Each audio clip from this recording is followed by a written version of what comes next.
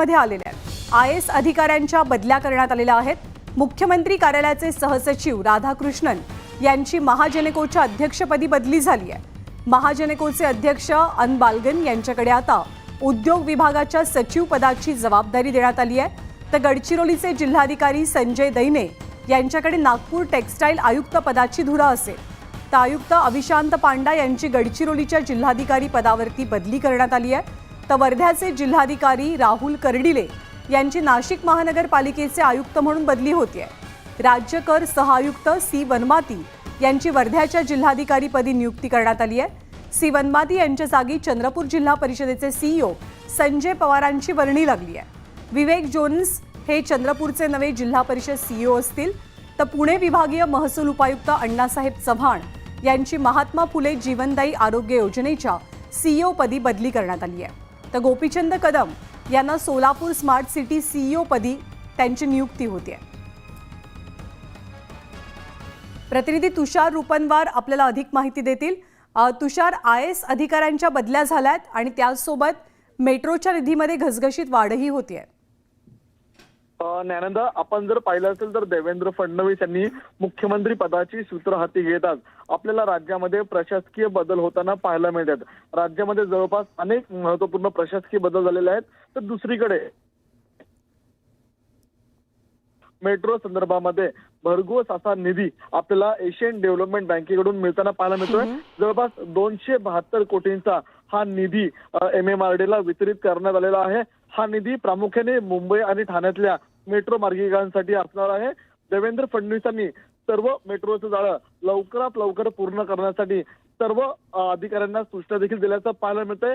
कारण की आठवडाभरापूर्वीच मेट्रोसाठी भरघोस असा निधी मिळावा म्हणून स्वतः देवेंद्र फडणवीसांनी एशियन डेव्हलपमेंट बँकेसोबत बैठक घेतली होती आणि आठवडाभरामध्येच एशियन डेव्हलपमेंट बँकेने जवळपास 272 कोटींचा सर्वात महत्त्वपूर्ण असा निधी मेट्रोसाठी आता वितरित केलेला आहे। त्यामुळे मुंबई आणि ठाण्यातलं जे मेट्रोचं जाळं आहे ते लवकरात लवकर आपल्याला पूर्ण होताना पाहायला मिळणार आहे। कारण की यापूर्वी देखील देवेंद्र फडणवीस यांनी मुख्यमंत्री असतानाच मेट्रो संदर्भात प्रकल्पांना गती देण्यासाठी महत्त्वपूर्ण पाऊल उचललं होतं आणि आता पुन्हा एकदा देवेंद्र फडणवीस मेट्रो संदर्भात महत्त्वपूर्ण निर्णय आणि निधी वितरित देताना पाहायला मिळतात। धन्यवाद तुषार या सगळ्या माहितीबद्दल।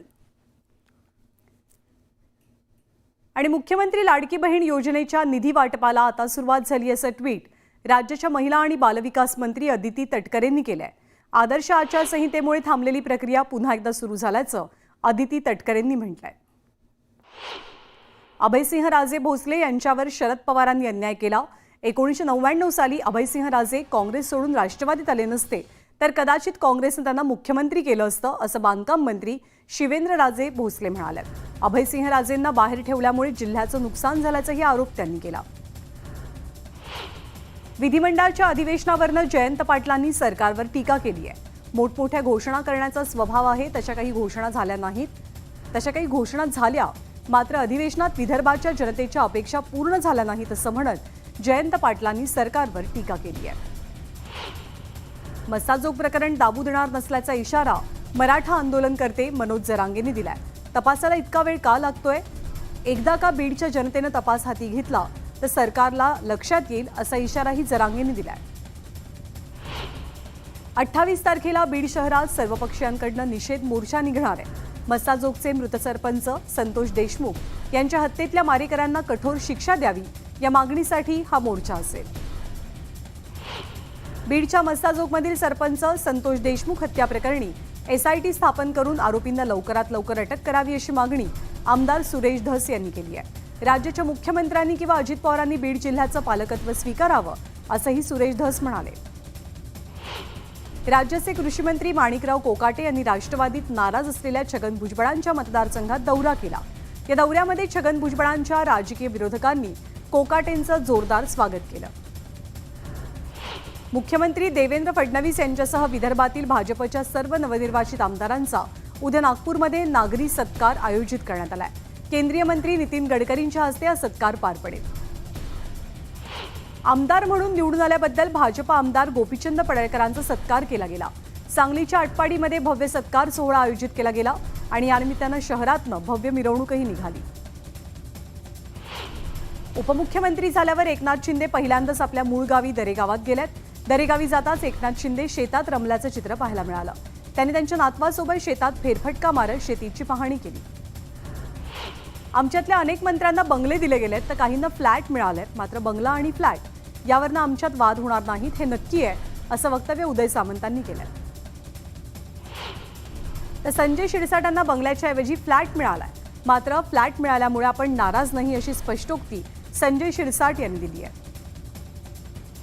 पदभार स्वीकारता समाज कल्याण मंत्री संजय शिरसाट यांनी कामाला सुरुवात केली. एका वसतिगृहाला अचानक भेट देत वसतिगृहातली अवस्था पाहून संजय शिरसाट चांगले संतप्त झाले. उपायुक्त जयश्री सोनकवडे यांचा संजय शिरसाट यांनी चांगला समाचार घेतला. गृहराज्यमंत्री योगेश कदम यांनी नवी मुंबईतील पनवेल शहर पोलीस स्थानकाला अचानक भेट दिली. कामकाजाची पाहणी करत ड्रग्ज माफिया, रेव पार्ट्यांच्या विरोधात कडक कारवाई करण्याच्या सूचना दिल्या. मंत्र्यांना त्यांची दालनं मिळाली. मात्र पूर्वीची कार्यालय अजूनही शिफ्ट करण्यात आलेली नाहीत. प्रताप सरनाईकांच्या कार्यालयामध्ये अजूनही कृषी मंत्र्यांचं कार्यालय सुरू आहे. लवकरात लवकर कार्यालय मिळावं अशी मागणी सरनाईकांनी केली आहे. खाते वाटपानंतर आता पालकमंत्री पदावर सर्वांच्या नजर आहे. मुंबईच्या पालकमंत्री पदावरती शिवसेना आणि भाजप दोघांनी दावा केलाय. शिवसेनेकडनं प्रताप सरनाईक तर भाजपकडनं शेलार आणि लोढा यांचं नाव चर्चेत आहे. मंत्रीपदाची शपथ घेतल्यावर शंभूराज देसाई पहिल्यांदाच आपल्या मूळ गावी मरळी इथे आले. यावेळी गावकऱ्यांनी त्यांचं जंगी स्वागत केलं. यावेळी देसाईंच्या हस्ते ग्रामदैवत निंजाई देवीची आरती पार पडली. राज्यामध्ये नवं सरकार आल्यानंतर अधिकाऱ्यांच्या बदल्यांना सुरुवात झाली आहे. हर्षदीप कांबळे यांची बेस्टच्या महाव्यवस्थापकपदी नियुक्ती करण्यात आली आहे. तर अनिल डिग्गीकर यांची दिव्यांग कल्याण विभागाच्या अतिरिक्त मुख्य सचिवपदी आता नियुक्ती होते. जामनेरमधील 43 गावांचा पाणी प्रश्न सुटणार असल्याचं कळतंय. वाघूर प्रकल्पातनं तब्बल 3830 शेततळी तयार करणार असल्याचा निर्णय जलसंपदा मंत्री गिरीश महाजनांनी घेतलाय. अमित शहांच्या वक्तव्याविरोधात अमित देशमुखांनी मोटरसायकल रॅली काढली. लातूरच्या डॉ. बाबासाहेब आंबेडकर पार्कपासून जिल्हाधिकारी कार्यालयापर्यंत ही रॅली निघाली. यावेळी शहांच्या राजीनाम्याची मागणी करण्यात आली. काँग्रेस नेत्या यशोमती ठाकूर यांनी शेतकऱ्यांची माफी मागितली आहे. महाविकास आघाडी सत्तेत येऊ शकली नाही, त्यामुळे सोयाबीनला 7,000चा भाव देणं शक्य होणार नाही, असे यशोमती ठाकूर म्हणाल्या. जळगाव जिल्ह्यात पहिल्यांदाच बागेश्वर धाम महाराज यांच्या हनुमंत कथेचं आयोजन करण्यात आलंय. जिल्ह्यासह राज्यभरातनं 5 लाख भाविक येण्याची शक्यता आहे. मंत्री गिरीश महाजनांनी कथास्थळाची पाहणी केली. राज्याचे पाणी पुरवठा आणि स्वच्छता मंत्री गुलाबराव पाटील यांनी मन्यारखेडा गावामध्ये एका कार्यकर्त्याच्या मुलाच्या लग्नात हजेरी लावली. यावेळी कार्यकर्त्यांनी डान्स करण्याचा आग्रह धरल्यानंतर मंत्री गुलाबराव पाटलांनी बँडच्या तालावरती ठेका धरला. मनसे कामगार सेनेच्या वतीनं उल्हासनगर महापालिकेच्या मुख्यालयाबाहेर आंदोलन छेडलं गेलं. महापालिका कामगारांचे प्रलंबित प्रश्न आणि विविध मागण्यांसाठी हे आंदोलन करण्यात आलं. रावेर तालुक्यातील बुऱ्हाणपूर अंकलेश्वरमध्ये भोकरी, कर्जोद, वाघोड, खानापूर आणि चोरवडच्या विद्यार्थ्यांना एसटी बसचा थांबा नसल्यामुळे विद्यार्थ्यांचं नुकसान होत आहे. कृषी उत्पन्न बाजार समितीचे सभापती सचिन पाटील यांच्या नेतृत्वात बस अडवून रास्ता रोको आंदोलन पार पडलं. कोपरीमध्ये झोपडपट्टीच्या विरोधात आंदोलन सुरू असताना वनमंत्री गणेश नाईक यांनी त्यांचा ताफा थांबवला. ताफा थांबवत त्यांनी आंदोलकांची भेट घेतली आणि कार्यवाही करण्याचं आश्वासन दिलं. अहमदनगर जिल्ह्यामध्ये ऊस दराच्या मुद्द्यावरनं शेतकरी संघटना आक्रमक झाल्यात. ऊसाला कमीत कमी 3,000 रुपयांचा दर मिळावा अशा शेतकरी संघटनेचा आग्रह आहे. 300 रुपयांचा दर न मिळाल्यास संबंधित कारखान्यांना ऊस न देण्याची भूमिका शेतकरी संघटनेनं घेतली आहे. राज्यात गुंडाराज वाढल्याचा आरोप करत चंद्रपुरात काँग्रेसनं निषेध मोर्चा काढला.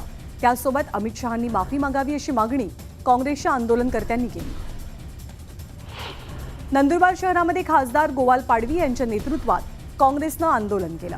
केंद्रीय गृहमंत्री अमित शहा यांच्या विरोधात हे आंदोलन पुकारण्यात आलं. पुण्यामध्ये काँग्रेसकडनं अमित शहांच्या विरोधात पुन्हा एकदा आंदोलन केलं गेलं. जिल्हाधिकारी कार्यालयाबाहेर काँग्रेसनं आंदोलन छेडलं. नवी मुंबईमध्ये वाहतुकीचे नियम पाळणाऱ्या वाहन चालकांना वाहतूक पोलिसांकडनं चॉकलेट दिलं जात आहे. नाताळच्या पार्श्वभूमीवर सांता क्लॉजनं नियम पाळणाऱ्या वाहन चालकांना चॉकलेट आणि फूल देत सन्मानित केलं. छत्रपती संभाजीनगरात काँग्रेस कमिटीनं मोर्चा काढत शहांच्या वादग्रस्त विधानाचा निषेध केला. अमित शहांच्या वक्तव्याविरोधात मोर्चा काढत त्यांच्या राजीनाम्याची मागणी काँग्रेसनं केली. रायगडच्या महाडमध्ये आंबेडकरी अनुयायांनी मोर्चा काढलेला. केंद्रीय मंत्री अमित शहा यांच्या बडतर्फीची मागणी यावेळी आंदोलकांनी केली.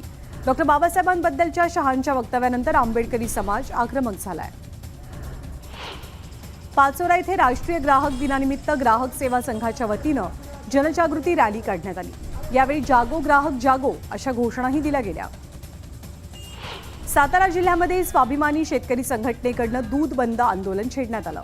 सातारा तालुक्यातील नागाठाणे भागात शेतकऱ्यांकडनं रस्त्यावरती दूध ओतून देत या आंदोलनाची सुरुवात झाली. त्याचबरोबर काही दूध वाहतूक करणाऱ्या गाड्या अडवून दूध ओतून देण्यात आलं. नाशिक जिल्ह्यातील बाजार समित्यांमध्ये कांद्याचे भाव मोठ्या प्रमाणात कोसळलेत. गेल्या महिन्यात ज्या कांद्याला प्रति क्विंटल सरासरी 5,000 रुपयांचा भाव मिळत होता, आज त्याच कांद्याला 1,200 ते 1,400 रुपयांचा भाव मिळतोय. एका महिन्यात क्विंटल मागे तब्बल 3,500 रुपयांची घसरण झाली आहे, ज्यामुळे शेतकरी अर्थातच चिंतेत आहेत. नागपूरच्या संत्र्यांच्या दरात मोठी घट झाली आहे. गेल्या वर्षाच्या तुलनेमध्ये संत्र्याचे दर प्रति टन 8 ते 10 हजारांनी गडगडले. सध्या कळमना मार्केटमध्ये संत्र्याला 20 ते 25 हजार रुपये प्रति टनाचा दर मिळतोय.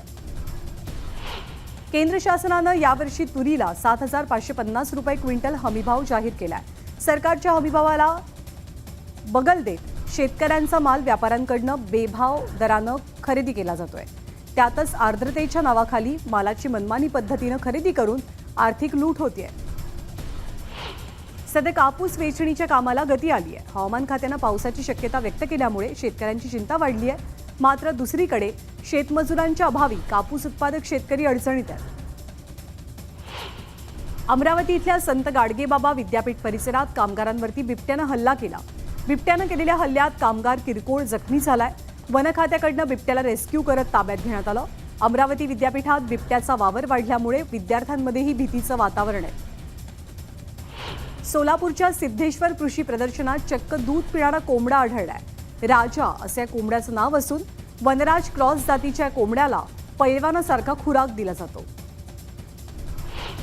सारंगखेड्यातल्या घोडे बाजारानं अवघ्या 10 दिवसात 3 कोटींचा टप्पा पार केलाय. या बाजारात आतापर्यंत 2,210 घोड्यांची खरेदी विक्री झाली आहे. यामध्ये 657 घोड्यांची विक्री करण्यात आली.